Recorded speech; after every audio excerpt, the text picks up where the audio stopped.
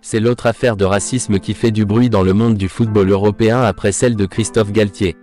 À l'issue de la défaite du Bayern Munich face à Manchester City, Bild a révélé que Sadio Mané et Leroy Sané en seraient venus aux mains dans les vestiaires.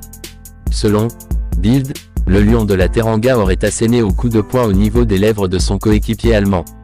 Un journaliste sénégalais est allé plus loin en affirmant que l'ancien joueur de Manchester City aurait tenu des propos racistes à l'encontre de Mané. Mais il n'en est rien, affirme Hassan Salihamidzic. En marge de la rencontre face à Hoffenheim pour laquelle Sadio Mané a été suspendu par son club, le directeur sportif a tenu à clarifier la situation. Nous sommes au courant de cette allégation faite par un journaliste. Nous avons parlé à Leroy.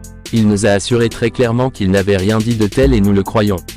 Nous avons passé 2 jours à parler ouvertement avec toutes les personnes impliquées et nous avons travaillé dessus. Pour nous, l'affaire est réglée. En conférence de presse, Thomas Tuchel avait lui aussi évoqué la situation, affirmant que « tout le monde fait des erreurs ». Cette affaire fait la une des journaux en Allemagne.